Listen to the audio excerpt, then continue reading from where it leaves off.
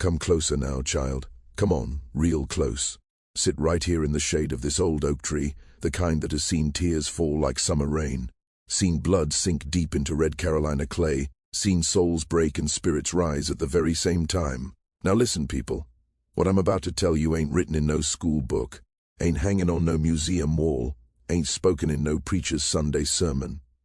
This story is bone-deep truth, the kind that burns when you swallow it, the kind that echoes from the high quarters long after the big house turns to dust.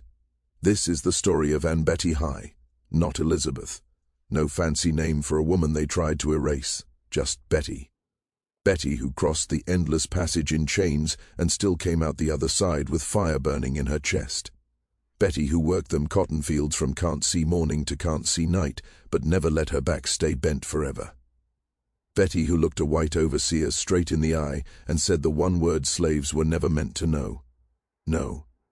And for that, Lord have mercy, for that single word they hanged her, strung her up like she was nothing, like spoiled property, like her soul meant nothing to God Almighty himself.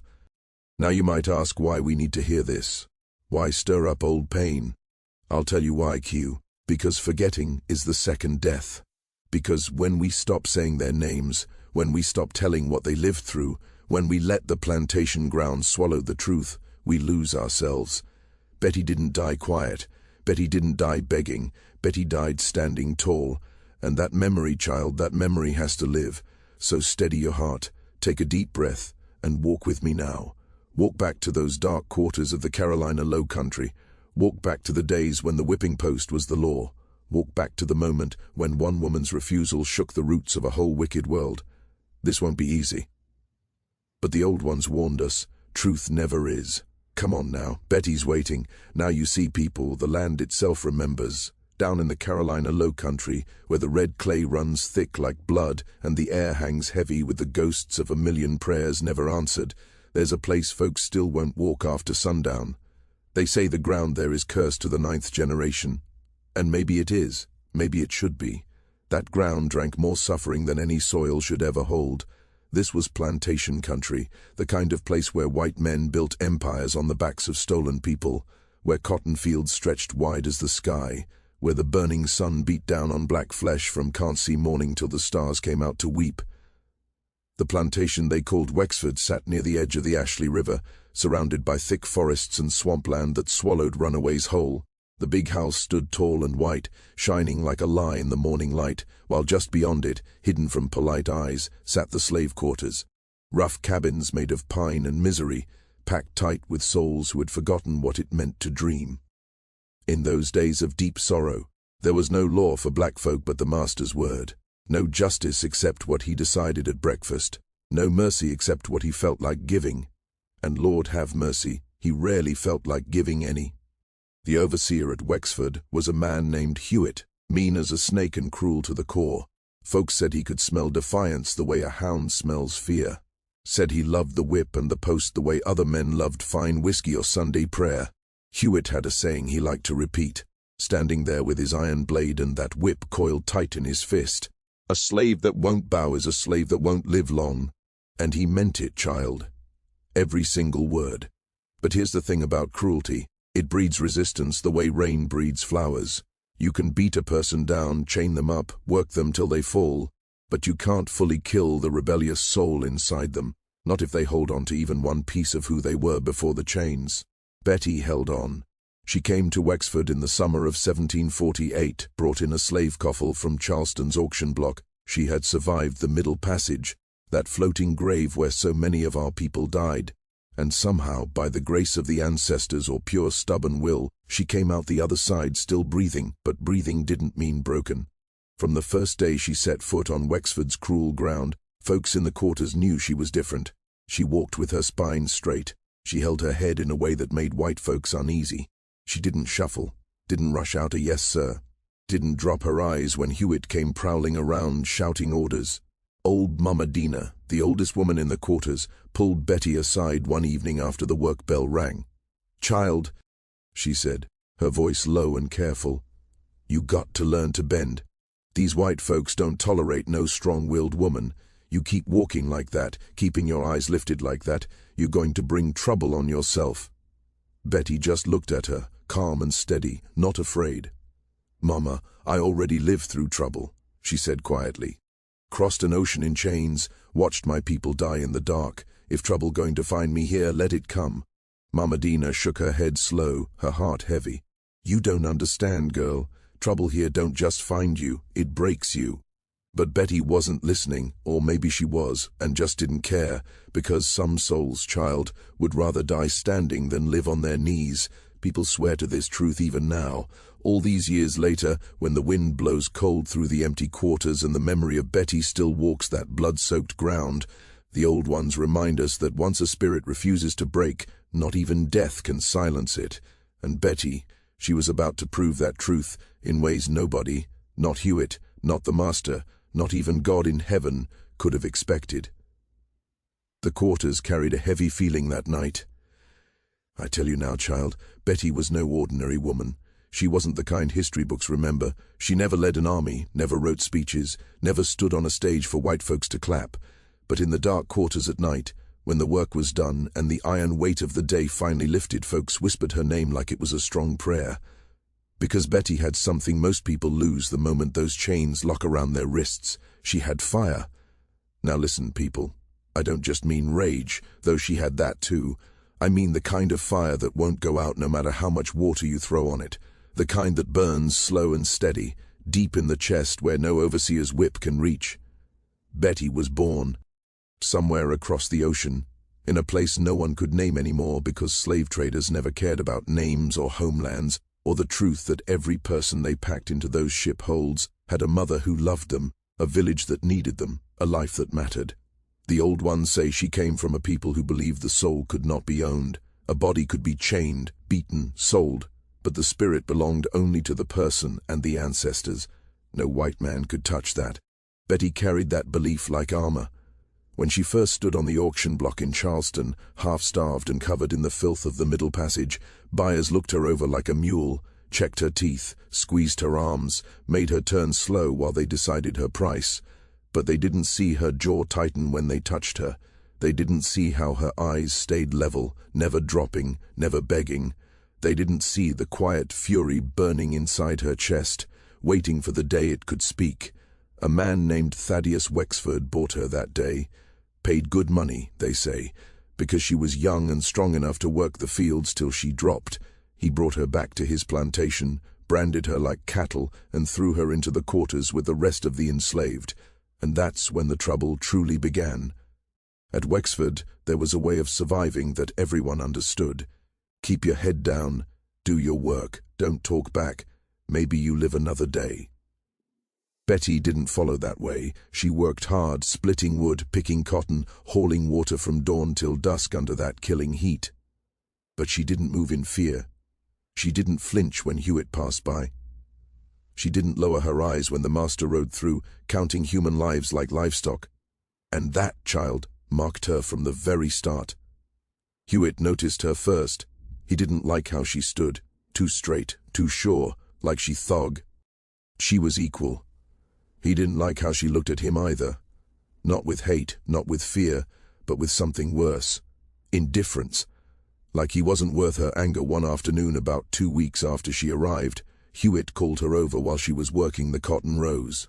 "You," he shouted, pointing his whip. "Come here, gal."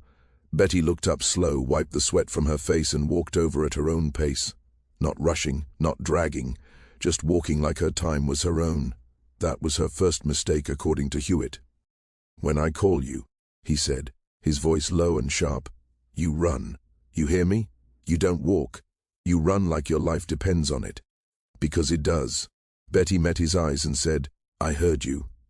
Not "yes, sir," not "sorry, sir," just those 3 words. "I heard you." The field hands froze, fear locking them stiff, waiting for Hewitt to strike. His face turned red as the clay beneath their feet, his grip tightening on the whip until his knuckles went white. And before he could swing, old Solomon, one of the elders down in the quarters, stepped forward fast. His voice shook, but it stayed firm. "She new here, sir," Solomon said, bowing his head low. "She don't know the rules yet." "I'll teach her, sir. Won't happen again." Hewitt's eyes stayed locked on Betty for a long, dangerous stretch of time. Then he spit on the ground near her feet and walked away, muttering something about hard-headed stubbornness and hot lessons that needed teaching. That night, back in the quarters, Solomon pulled Betty aside again, the same way Mama Dina had done before. "Girl," he said, his voice tight with worry, "you playing with fire. That man, Hewitt, he got a cruel heart. He been waiting on an excuse to make an example out of somebody, and you just handed it to him." Betty sat quiet for a moment, staring into the small fire they'd built to cook their thin supper. "I ain't playing," she finally said, her voice soft but steady. "I just ain't pretending no more." "Pretending what? Pretending that I'm less than human?" Solomon closed his eyes, his heart heavy. He knew how things worked here. Pretending was how folks stayed alive. That was the only way to survive. She looked at him then, really looked at him, and her voice came out gentle, almost sad.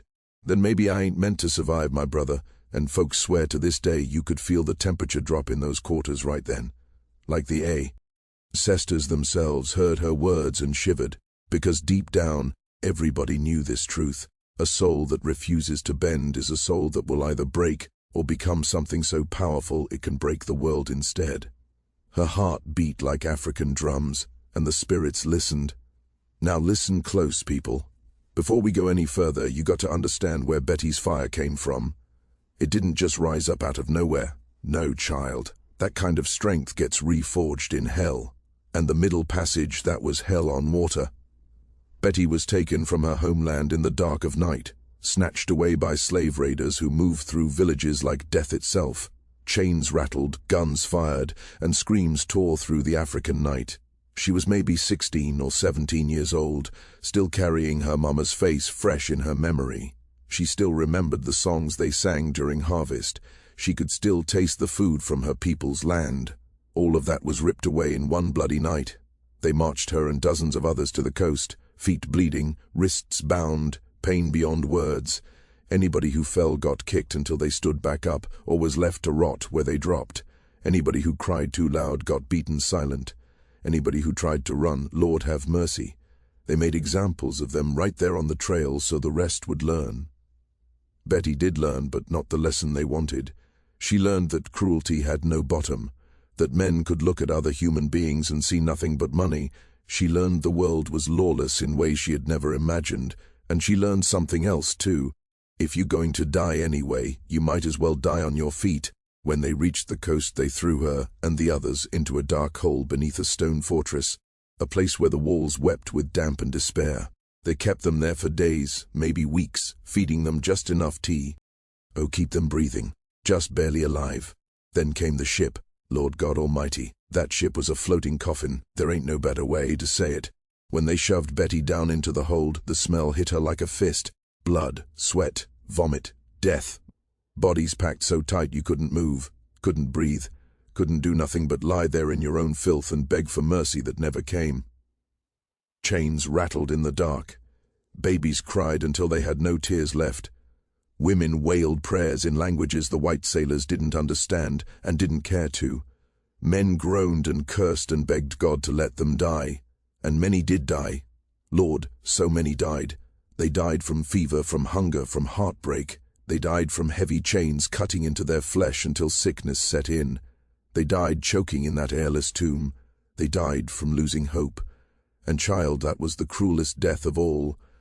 Betty was chained next to a woman named Adana, older, wiser, already half gone from this world. Adana had been a priestess back home, a woman who spoke with the ancestors and carried the sacred knowledge of her people.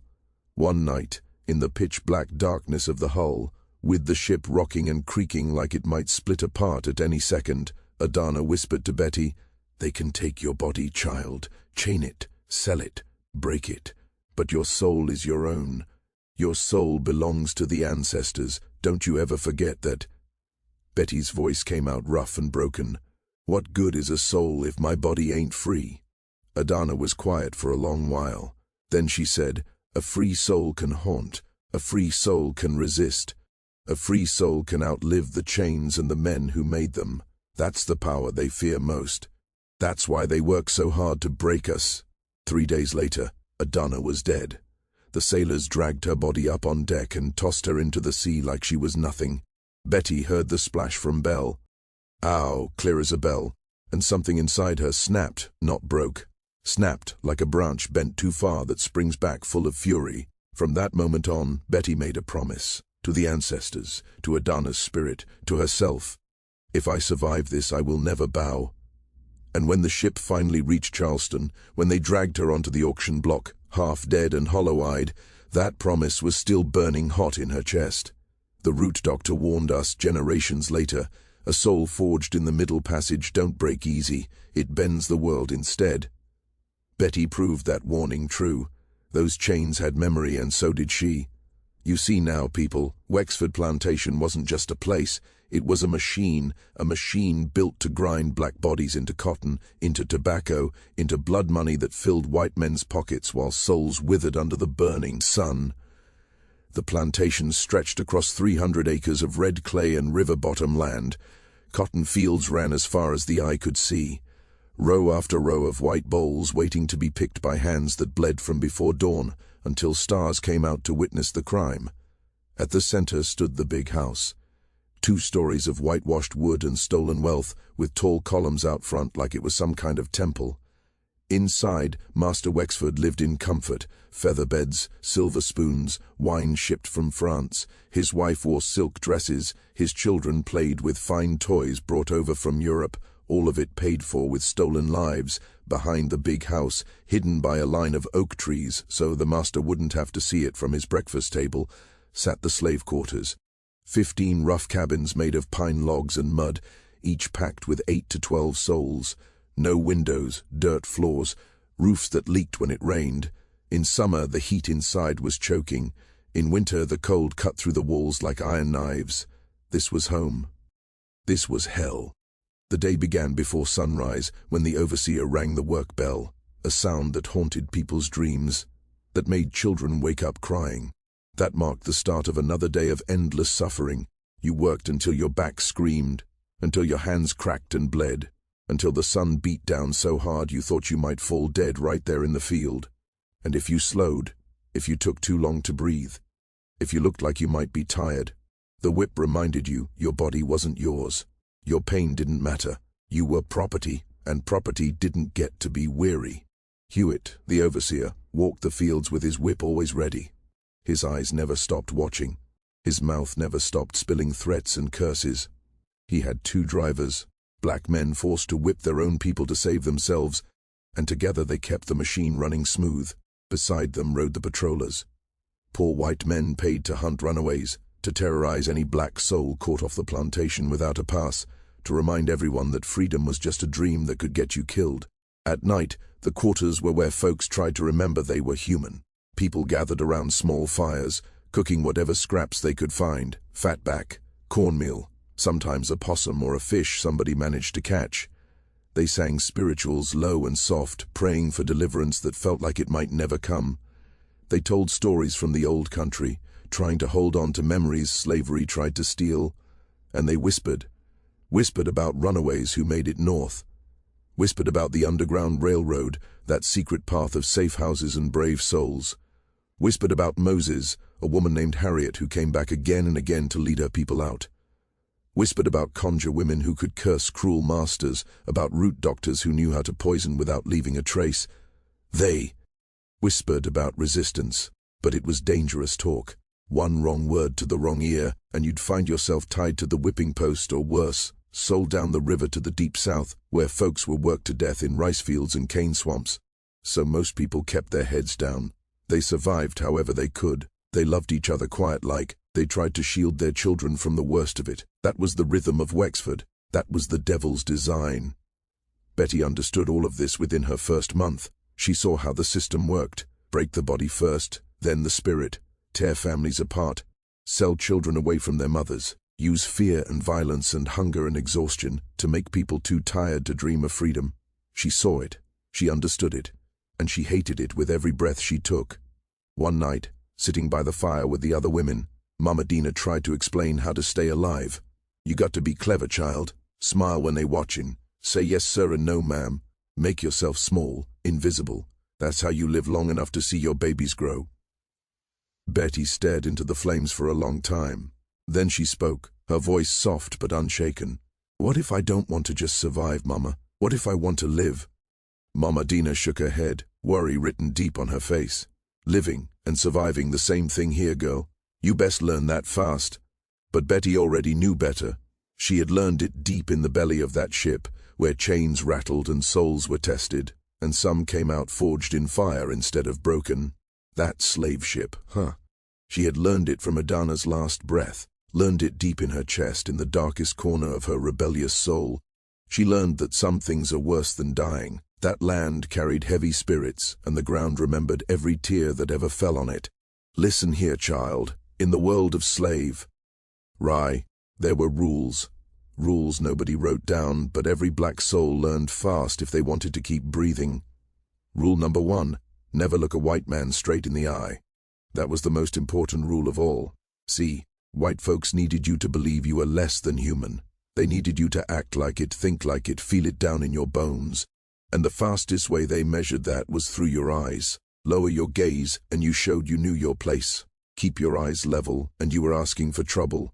Betty kept her eyes level. It wasn't defiance just for the sake of it. It wasn't her trying to stir up anger or provoke anyone. It was simply that she could not pretend anymore. She could not act like she was something less when she knew, deep in her honest soul, that she was not. The old folks say pride comes before a fall. But sometimes, child, pride is the only thing you got left in this world. Hewitt, the overseer, noticed her from the very first day. The way she walked through the wide cotton fields with her back straight like a tall pine. The way she worked hard but did not scramble around like she was scared every second of her life. The way she looked at him when he shouted orders, not with hate, not with fear, but with something that made his blood turn cold. Indifference, like he was nothing.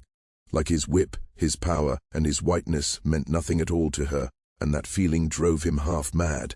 One afternoon, about a month after Betty arrived, Hewitt decided to test her. He called her over while she was carrying water from the well, the bucket heavy on her shoulders, sweat running down her face in that brutal heat. "You," he said, pointing with his whip. "Come here, gal, now." Betty set the bucket down slow, wiped her hands on her dress, and walked over at her own pace. Not running, not dragging her feet, just walking like a free woman. Hewitt's jaw tightened. "When I call you, you supposed to run. You deaf or just simple?" Betty looked straight at him. She did not blink. She did not lower her eyes. She just looked. "I heard you," she said, voice calm and steady. "I'm here." The other field hands froze, holding their breath, waiting for the blast of rage. And it came. Hewitt's face turned red like an old whipping post stained with blood. His hand closed tight around the handle of his whip. "You got spirit, don't you?" he said, voice low and dangerous. "Too much spirit for your own good." He stepped closer, boots grinding into the red clay. "Let me tell you something, gal. I break strong-willed women like you before breakfast. You hear me? You ain't special. You ain't different. You just another one who ain't learned her lesson yet." Betty stayed silent, but her eyes, Lord have mercy, her eyes said everything her mouth did not. They said, "You don't scare me." They said, "I survived worse than you." They said, "Do what you going to do, because I ain't bowing." Hewitt lifted his whip. Just before it could fall, old Solomon hurried forward, voice shaking. "Sir, please. She new here. She don't know the ways yet. I'll teach her. I promise it won't happen again." Hewitt paused, whip still raised, eyes locked on Betty. Then he lowered it slowly. Not from mercy, but from something colder. Calculation. "You're right, Solomon," he said. "She knew. She don't know yet, but she gonna learn. Oh, she gonna learn real good." He leaned in close to Betty, close enough she could smell the whiskey on his breath. "Next time you look at me like that, next time you walk instead of run, next time you act like you somebody, I'll teach you a lesson you won't ever forget." Then he walked away, leaving Betty standing there in the burning sun, heart pounding, but her head still held high. That night in the quarters, folks gather. Dee around her, worried and shaken. "Girl, you playing with fire," Medina said, her voice tight. "That man Hewitt got a mean streak wide as the river.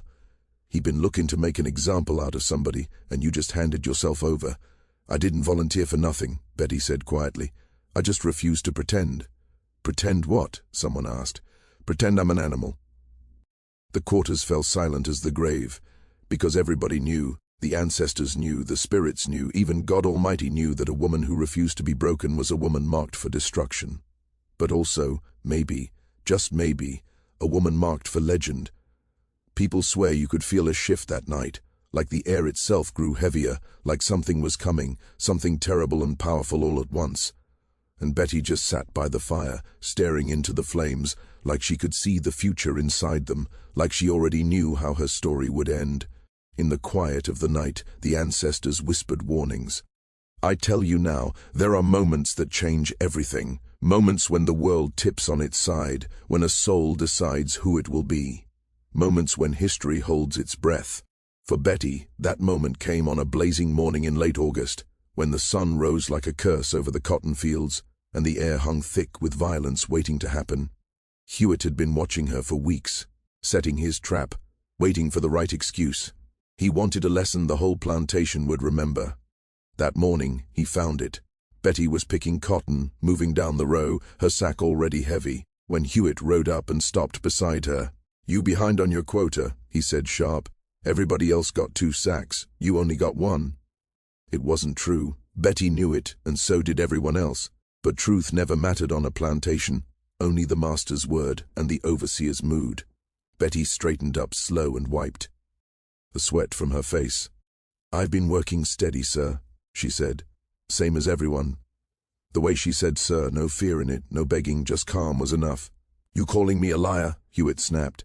No, sir, Betty said. Just saying I've been working. Hewitt climbed down from his horse, boots hitting the ground hard. You got a mouth on you, he said. Time somebody taught you to shut it. He pulled the whip from his belt, that long strip of leather and iron that had tasted so much blood. The other field hands kept their heads down, praying it would end fast. Come here, Hewitt ordered. Betty did not move. I said, come here. She looked at him and said one quiet word. Why? That word hung in the air like thunder. Slaves did not ask why. Slaves said yes, sir, and moved fast. Hewitt's voice dropped low. You really want to see what happens when you disobey me? I ain't disobeyed, Betty said. I've been working. You the one looking for trouble. That was it. Hewitt grabbed her arm and dragged her to the whipping tree, that old oak where the ground was so soaked with blood that grass would not grow. He tied her wrists high. She did not scream. She did not beg. This is what happens, Hewitt shouted, when one forgets her place. The whip came down, again and again, 5 lashes, 10, 15. Her back split open, blood running into the thirsty earth. But Betty did not cry out, and that scared Hewitt more than any scream ever could. When it was over, she pushed herself up, shaking but unbroken. She looked at him again with the same calm eyes. Hewitt turned pale. Get back to work, he said, voice cracking. He rode away fast, like he was running from something. And maybe he was, because what he saw that day was not defeat. It was a warning. Now listen close. Slavery was not just chains and whips. The real chain was the one they put in your mind. They taught the lie that you were less. They taught the lie that this was God's will. And as long as people believed that lie, the body stayed in chains. But Betty had already broken hers. Scripture was used to say slaves should obey their masters as unto the Lord. They beat that idea into children from the day they were born, so they would grow up believing chains were normal. They tore families apart, sold babies away from their mothers, broke every tie of love and kinship so people would have nothing left worth fighting for. The old ones warned us. The deepest wound is the one that makes you forget you are wounded, and that is what slavery did. It made people forget they were ever meant to be free. Most people, Lord have mercy, most people could not fight that. Not because they were weak, but because the system was designed perfectly to crush the spirit before it could even dream of freedom. You wake up in chains every day. You watch your children sold away. You see every act of resistance end in blood and death. You hear white folks say again and again that you are not human. Eventually, slowly, some part of you starts to believe it. Starts to think maybe this is just how life is. Starts to think maybe survival is the best you can hope for. Starts to think maybe if you bow low enough they won't hurt you today. And that is exactly what the overseer wanted. Broken souls do not rebel. Hopeless people do not run. Folks who believe they are animals forget they have human rights. But here is the thing, child. The thing that scared slaveholders more than anything else. Sometimes somebody remembers. Sometimes, despite the whip and the chains and the lies and the endless suffering, a soul holds on to one small truth. I am human. I was meant to be free. And when that happens, when somebody like Betty refuses to swallow the lie, when she keeps her spine straight and her eyes level no matter what, the whole Istum starts to crack. Because if one person can resist the invisible chains, then maybe others can too. If one woman can stand at the whipping post and not break, then maybe the lie is not as strong as they thought. That is why Hewitt was so stirred up about Betty. That is why he beat her so hard and so vicious. That is why he needed to break her in front of everyone. It was not about her cotton count. It was not about her disobedience. It was about the threat. She stood for the danger of an unbroken soul. Slavery depended on people believing it was natural, permanent, God-ordained. But Betty's eyes said otherwise. Her silence under the whip said otherwise. Her refusal to bow said otherwise. And that message, that dangerous and powerful message, spread through the quarters like fire through dry grass. Folks whispered after that day at the whipping tree. You see how she took those lashes? Did not cry once.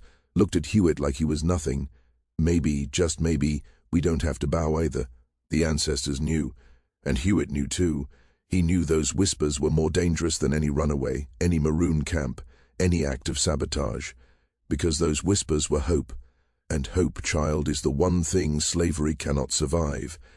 That is why what came next was bound to happen, why the confrontation was written in fate, why Betty's story was always going to end the way it did. Because the moment a slave stops being afraid is the moment the whole wicked system begins to shake. That night carried heavy spirits, and the wind whispered change. Come closer now, child, because this is where everything turned. This is the moment that sealed Betty's fate and cracked open a truth so powerful that white folks have tried to bury it ever since. It happened on a September morning, 3 weeks after the first whipping. Betty's back was still healing, scars raised like rivers across her skin. CH1 was proof of her refusal to break. She moved slower than before, pain shooting through her with every step, but she still worked, still kept her head high, still looked people in the eye. And Hewitt watched her like a hawk watches prey. He thought the whip would fix her, thought it would teach her to shuffle and bow like everyone else, but it did not. If anything, Betty seemed stronger, like the whip had burned away whatever fear she had left. That morning Hewitt called the field hands together before work began. He lined them up in front of the quarters, whip in hand, face hard as stone. "I've been too soft on y'all," he said, his voice carrying across the yard. "Too merciful. Some of you forgetting what happens when you get too much spirit, when you start thinking you somebody." His eyes found Betty in the crowd. "You," he said, pointing his whip at her, "step forward." Betty's heart beat steady in her chest, like African drums, like her ancestors' hands guiding her. She stepped forward slow, her face calm. "You still got that rebellious look," Hewitt said. "Still walking like you ain't learned your lesson, so we going to try again." He nodded toward the whipping tree. "Go on over there. You know the drill." The other slaves held their breath, terrified, waiting to see what Betty would do. And Betty, sweet Jesus, Betty just stood there. She did not move, did not drop her eyes, just stood. "I said go," Hewitt snapped, his voice rising. "You deaf gal." Betty's voice came out quiet but clear as a bell. "No," that one word, simple and small, hit the air like thunder. "What you say?" Hewitt's face turned red. Betty looked at him steady. "I said no. I ain't going to that tree. I ain't taking no more whipping. I worked hard. I ain't done nothing wrong. And I ain't accepting punishment for nothing." The silence that followed was heavy and deadly. Nobody moved. Nobody breathed. Even the birds went quiet, like the whole world was holding its breath. This was not secret resistance. This was not running away in the night. This was open defiance. A slave woman saying no to a white man's face, in front of 50 witnesses. A revolution spoken in one word. Hewitt's hand shook on the whip. "You refusing me?" "I'm refusing to be beaten for nothing," Betty said. "You want me to work, I'll work. You want cotton, I'll pick cotton. But I ain't bending for your whip no more. Not without cause. Not just because you feel like showing power." Hewitt looked around and saw the way some slaves watched Betty. Not with fear, but with something else. Something dangerous. Hope. He knew then that if he did not crush this, he would lose control of the plantation. "You just signed your death warrant," he said, his voice shaking with rage. "Then I'll die standing," Betty said. "But I ain't bowing no more." Hewitt turned to the drivers. Black men forced into doing the master's violence. "Grab her. Drag her to the tree. 50 lashes. I want her broken." They stepped forward. Betty did not run, did not fight. She stood strong, like she was daring the world to do its worst. Before they reached her, old Solomon stepped forward, his voice breaking. "Sir, please, let me talk to her," Hewitt roared. "Anybody who speaks for her will join her at that tree." Solomon fell silent, tears running down his face. The drivers dragged Betty away. As they pulled her toward the whipping tree, she turned her head and looked at the others, really looked at them. Her eyes said what her mouth did not need to say. "Remember this. Remember that someone said no." People swear the air shifted in that moment, that the ancestors leaned close to watch. That history cracked open, and something terrible and beautiful was being born. Hewitt whipped her, just like he promised. Beat her until blood ran like rivers, until her back was raw and broken. Beat her until his arm tired and he had to change hands. Through it all, Betty never screamed, never begged, never broke. She passed out near the 30th lash. Her body gave in where her soul would not. When it ended, Hewitt knew he had lost the real battle. Not the whip, but the one beneath it. The battle over power, worth, and humanity. Betty won that the moment she said no. They left her bleeding at the tree while life on the plantation staggered on like a ghost. And that, child, is how the world learned a soul cannot be owned. Wasn't even soaking into the ground 50 yards away. "We got a problem, sir," Hewitt said, his voice tight and uneasy. Wexford looked up, clearly annoyed at being interrupted. "What kind of problem?" "That new gal, the one with the fire in her. She openly refused punishment this morning, sir. Right there in front of everybody." Wexford slowly set his glass down.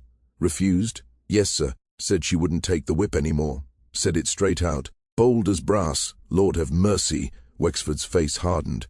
You see, he understood something most people didn't. Slavery was theater. It was a show of power, a performance that only worked if everyone believed in it. If the slaves believed they were property, if the poor whites believed they were better, if the whole rotten system kept turning on a shared lie. But if one person, just one, stood up and said no, if they did it in public, if they survived it, if other slaves saw it, then the whole act could fall apart. "Where is she now?" Wexford asked. "Whipped her 50 times, sir. She's at the tree, unconscious, might not make it through the night." Wexford stood and walked to the window. He looked out over his wide cotton fields stretching to the horizon, his empire built on stolen lives and broken backs. "If she dies from the whipping," he said slowly, "then the problem takes care of it. Self." He turned back, eyes cold as January. "But if she lives, we can't let her stay here. Can't sell her either. She'll just spread that rebellious spirit wherever she goes. And I sure as hell can't have her walking around this plantation with her head held high, showing the others that defiance doesn't get punished properly." "What do you want me to do, sir?" Wexford stayed quiet for a long moment, weighing his choices like he was counting livestock. Then he spoke the words that sealed Betty's fate. "If she lives through the night, hang her." "Great God Almighty," Hewitt said, eyes wide. "Sir, hang her? That's valuable property. Cost good money." "I don't care," Wexford said flatly. "You can't put a price on control, Hewitt. And right now, that woman is threatening the control I got over 300 souls. She's worth more dead than alive, as long as her death teaches the lesson I need taught." He poured himself another brandy. "Make it public. Make it slow. And make sure every slave on this plantation watches. I want them to see what happens when you forget your place." Hewitt nodded, but his hands shook, because even he, cruel as he was, understood what they were really doing. They weren't just killing a woman. They were murdering the idea that slaves were human. They were hanging the belief that black folks had dignity, had rights, had souls worth protecting. They were executing truth itself. And somewhere deep in his wicked heart, Hewitt knew the old warning was true. You can kill a woman, but you can't kill what she stands for. Blood spilled for freedom plants seeds in the ground, seeds of rebellion. Betty's blood was about to water that soil. The plantation would try to swallow the truth, but the earth would remember every drop. "Now listen close, child. I need to tell you something that's going to make your blood run cold. In those days, a slave could be put to death with no trial, no jury, no judge, not even a scrap of paper saying what crime they committed. All it took was the master's word. That same man who owned you, who bought and sold you like cattle, who worked you until your body gave out, was also your judge, your jury, and your executioner. There was no law protecting black people, no court to appeal to, no justice except what white folks decided over breakfast, and if they decided you needed to die, you died. Simple as that. Betty woke up that night in the quarters, her back screaming with pain, her body burning like fire. Mama Dina and a few other women had cut her down after Hewitt left, carried her to her cabin, laid her on her stomach, and did what little they could. "She gonna die anyway," one woman whispered. "Ain't no surviving a whipping like that." But Betty's eyes opened slowly and fixed on the ceiling. "Not dead yet," she whispered, her voice rough. Mama Dina leaned close. "Child, you better pray. Pray God have mercy on your soul, 'cause these white folks sure won't." Betty's lips moved, but it wasn't a pray to the white man's God. It was something older, something deeper, words Mama Dina didn't recognize but felt in her bones. African words calling on the ancestors, asking them to bear witness. The root doctor had warned them long ago. When the living can't get justice, the dead will take it. The next morning, Hewitt came to the quarters with 2 drivers and a rope. Everyone knew what that meant. "Where's that gal?" Hewitt called. "Betty." No one answered. No one moved. Hewitt kicked open her cabin door and found her barely breathing, her back torn to shreds. "Get up," he said. She didn't move. He kicked her side, not hard enough to kill, just hard enough to hurt. "I said get up. Master's orders." "You've been sentenced." Betty's eyes opened slowly. "Sentenced for what?" "Insubordination, refusing to obey, threatening the order of this plantation." Betty's voice was quiet but steady. "I didn't threaten nobody. I just said no to being beat for nothing." "That's the same thing," Hewitt snapped. "Now get up or I'll drag you." With an effort that made the watching women cry silent tears, Betty pushed herself to her knees. Slowly, painfully, she stood. Blood soaked through the rough cloth wrapped around her back. Her legs shook, but she stayed standing. Hewitt tied her hands in front of her. "It's a short walk," he said, "to the big oak at the edge of the property. That's where you'll be hanged. Master wants everybody watching, so they learn what happens to rebellious souls who think they somebody." Betty looked at him with those calm eyes that had haunted him since the day she arrived. "I am somebody," she said softly. "Always was. You just never wanted to see it." Hewitt went pale. He yanked the rope and pulled her forward. As they walked through the quarters, people came out of their cabins, men, women, children, some crying, some burning with quiet rage, some looking so broken-eyed. T felt like hope itself was dying. But a few looked at Betty and saw something that would stay with them for years. Dignity in the face of death. Courage when everything was gone. Humanity that couldn't be whipped away. Old Solomon whispered as she passed, "May the ancestors receive you, daughter." Betty nodded once. Children clung to their mothers, terrified but unable to look away, and Betty walked with her spine straight and her head held high, like she was going to a coronation instead of an execution. By the time they reached the big oak, the one with branches thick enough to hold a rope, Massa Wexford was already there on his horse. Behind him stood overseers, patrollers, drivers, and every slave forced to watch. Wexford's voice rang out cold and sharp. "Let it be known that this woman, Betty, has been found guilty of insubordination, defiance, and threatening the peace of this plantation. The sentence is death by hanging, to be carried out immediately. No trial, no defense, no appeal, just death." That's what justice looked like for black folks in those days. Folks later swore the sky darkened right then, like even heaven turned its face away. Betty stood there unbroken to the end. And when asked for last words, she didn't beg, she didn't cry. She just said, "Tell them I died free. Less than human." But deep in her soul, in that place where the whip could not reach and the chains could not hold, she was free. She always had been. They could kill her body, yes, but they could never steal that freedom from her.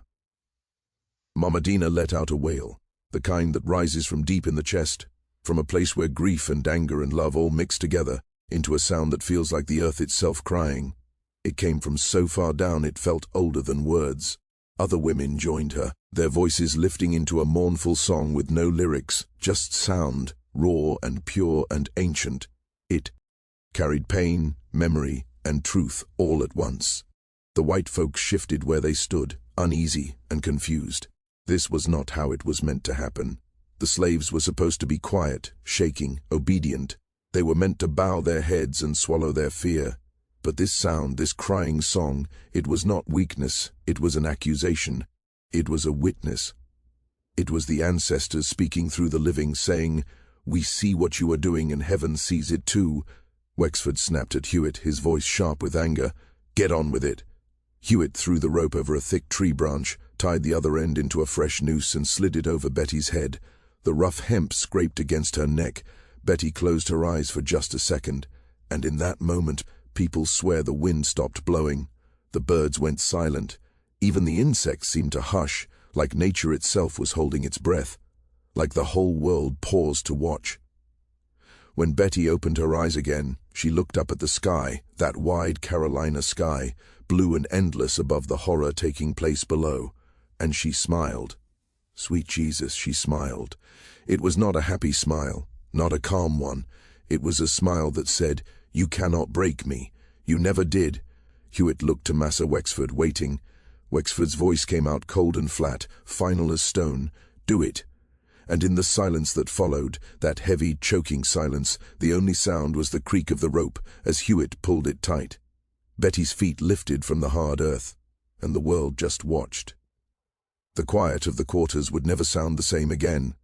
"I tell you now, child, there are moments so heavy they bend time itself, moments when heaven and earth collide in the most terrible way, moments that echo across generations, carrying a weight that never grows lighter, only spreads wider, touching more souls as years pass." Betty's death was one of those moments. When our feet left the ground and the rope tightened around her neck, something shifted in the air, something the white folks could not see, but every black soul felt deep in their bones. The ancestors leaned in close, their spirits gathered around that tree like witnesses at a trial. Even the earth, that red Carolina clay soaked with blood and suffering, seemed to groan under the weight of one more wrong. Betty's body swung slowly as a breeze rose, a strange wind that had not been there before. It carried the smell of rain that never came, and a low sound like distant thunder. Her eyes stayed open for a few long seconds, staring at that sky, at that freedom she could see but never touch. Then they closed. Children buried their faces in their mothers' skirts, crying without knowing why. The mothers held them tight, tears streaming, bodies shaking with grief they dared not show too much of. The men stood frozen, fists clenched so hard their nails cut into their palms, rage with nowhere to go, pain with no voice, love forced into silence. Through it all, that strange wind kept blowing, rustling the leaves, rocking the rope, carrying Betty's spirit somewhere the chains could never follow. Old Solomon dropped to his knees, face lifted to the sky, lips moving in a prayer older than memory, a prayer from before the Middle Passage, before the slave ships, before white men ever touched African soil. He called out to the ancestors in a language his mind barely remembered, but his soul still knew. Mama Dina started humming low and slow, a spiritual without words, just sound. Other women joined her, their voices blending into something that sounded like the earth itself weeping. The white folks shifted again, more uneasy now. This was not how it was supposed to go. The slaves were meant to be scared into submission, meant to see Betty's death as a warning and fall back in line. But instead, they mourned her like she mattered, like she was someone, like her death was a crime instead of justice. And that frightened the white folks more than any open rebellion ever could.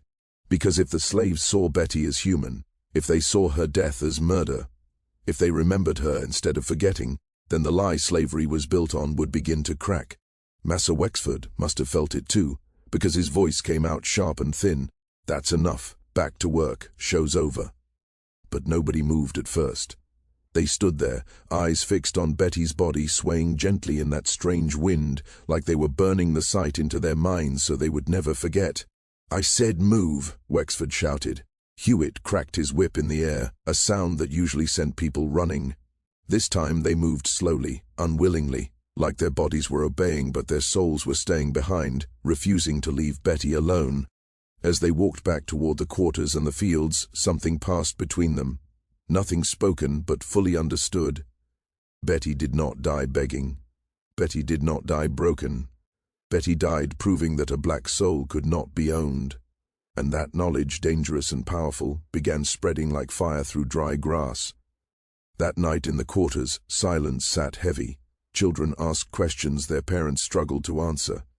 Men stared into small fires with hollow eyes. Women hummed spirituals that sounded more like charges than prayers. And somewhere in that quiet, something changed. The fear that had kept people obedient for so long began to crack. It did not disappear. Fear never does when whips and chains and death are close. But it cracked. And through those cracks came anger, memory, and resolve. The root doctor had warned long ago. A martyr's death does not end a movement, it begins one. And Betty's death began something that could not be stopped, whipped, or hung from a tree. It started the slow, steady burning of a truth that would one day set the whole wicked system on fire. We are human, we deserve freedom, and we will remember. Up in the big house, Massa Wexford poured himself a drink with shaking hands. He had won, hadn't he? He had crushed the threat, restored order. So why did it feel like he had lost something he could never get back? Why did that strange wind keep slipping through the windows, carrying a whisper that sounded like Betty's voice? Why could he not forget her eyes, calm and unafraid, even in death? People say Wexford never slept right again after that he woke at night soaked in sweat, claiming he heard voices in the wind, and maybe he did. Maybe the ancestors made sure of it. That night carried heavy spirits, and the dead spoke louder than the living. The white folks believed Betty's death would fix everything, thought it would put the fear of God back into the slaves and make them remember their place. But something strange began happening on Wexford Plantation after that day, something the master and overseers could not name, could not see, but felt deep in their bones. The slaves went back to work. They picked cotton, hauled water, followed orders. But something was different, subtle, almost invisible. Fear was still there, how could it not be, with whips and chains and the memory of Betty swinging from that tree. But beneath the fear was something harder, something like stone. Old Solomon noticed it first, the way people walked at night with their backs just a little straighter, the way Betty's name was spoken in whispers heavier than shouts, the way children kept asking about her, questions their mothers could no longer silence. Who was Betty? And the mothers answered, low and firm, she was one of us. She said no. And they killed her for it. Why did she say no, Mama? Because she remembered she was human. Those simple words began to spread like seeds in soil, taking root in young minds not yet fully broken, growing into something the white folks could not see, but would one day have to face. Up at the big house, things began falling apart in ways Massa Wexford could not understand. On the surface, the slaves seemed more obedient than ever. But the work changed, slower, sloppier. Cotton was picked, but less of it. Tools broke more often. Orders were followed, but dragged out. It was sabotage, quiet and careful, impossible to prove but very real. Hewitt felt it most. He walked the fields with his whip ready, but the looks people gave him had changed. Eyes still dropped. Yes, sir was still spoken. Bodies still moved. But there was a cold distance now, like they were looking through him instead of at him. He sat there staring at him like he was already dead to them. One night alone in his cabin, Hewitt woke up, soaked in sweat, heart pounding hard, sure he heard something outside his door. He grabbed his gun, flung the door open, and found nothing. Just the dark quarters stretching out ahead. Just the wind moving through the cabins. Just the silence that felt louder than any sound. But Lord, he could have sworn he heard a voice, Betty's voice whispering his name. He slammed the door shut, locked it, tight, poured whiskey until his hands stopped shaking. Still the whisper stayed with him in the rustle of leaves, in the creak of floorboards, in that thin space between sleeping and waking, where truth walks free and guilt has nowhere to hide. The old folks say when you kill an innocent soul, you do not just bury a body, you plant a ghost. And Betty's ghost was everywhere. In the quarters the women began humming a new tune, one they said came to them in dreams. It had no words, only a high sound full of sorrow and strength mixed together like grief that refused to break. The white folks tried to stop it, but you cannot forbid a hum. You cannot punish a tune that lives in the chest and slips out on its own. So it moved from cabin to cabin, from mother to child, from field hand to house slave, a song without words that said what words could not. We remember Betty. We remember she did not bow, and something in us died with her. But something else was born too. 6 months after Betty's death, a young man named Isaiah, barely 20, was caught stealing bread from the smokehouse. Hewitt dragged him to the whipping post, ready to beat him like he had done so many times before. But this time, when Hewitt lifted the whip, Isaiah looked him straight in the eyes and spoke calm and steady. "Go ahead, you can whip me, you can kill me, but you cannot make me less than human. Betty taught us that." Hewitt froze, whip, raised hand shaking. In that moment he understood he had lost. Not the fight. He still had the whip, the power, the law. But the war for their souls was slipping away. You can chain a body, but you cannot chain a living memory. And Betty's memory was burning bright in every heart on that plantation. People swear the wind still carries her name through those fields. Come closer, child, because this is where I must tell you about the second death. The first death is when the body stops breathing. The second death is when the name is erased from memory. The white folks who killed Betty thought they could do both. They thought they could hang her body and bury her story so deep nobody would ever find it. For a long time they almost succeeded. In the official records of Wexford Plantation, the ledgers kept by Massa Wexford himself, Betty's death was written like this: Negro woman Betty, about 18 years old, executed for insubordination and threat to plantation order. September 1748, property loss, $45. That was all. No mention of her refusal to be whipped, or nothing. No mention of her courage or dignity or unbroken spirit. Just property loss like a broken tool or a dead horse. That is how they tried to erase her.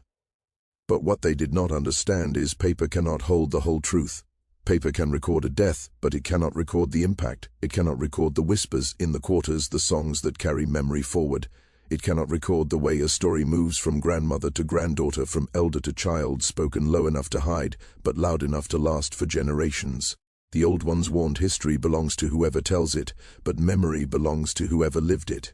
And the people who lived Betty's story did not forget. They told it in coded spirituals that sounded like Moses and the Promised Land, but were really about resistance and refusal, and those who chose death over bowing. They told it in hush harbors, hidden places in the woods, where enslaved people prayed and spoke truth without white ears listening. They told it in quilts stitched with patterns that looked like decoration, but were really maps, messages, and testimonies sewn into cloth.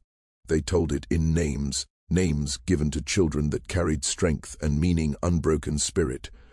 For generations, Betty's story lived in spoken memory.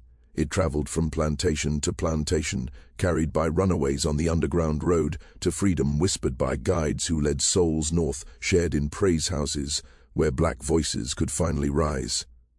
Each time the story was told, it grew not with lies, but with purpose, with deeper meaning. Betty was not just one woman who said no. She was every woman who refused to be broken, every man who stood tall before death, every child who dared to ask, why must we be slaves? She became a symbol, a legend, a testimony. Yet, in official history, in books written by white scholars who never asked black people what they remembered, Betty was Nothi.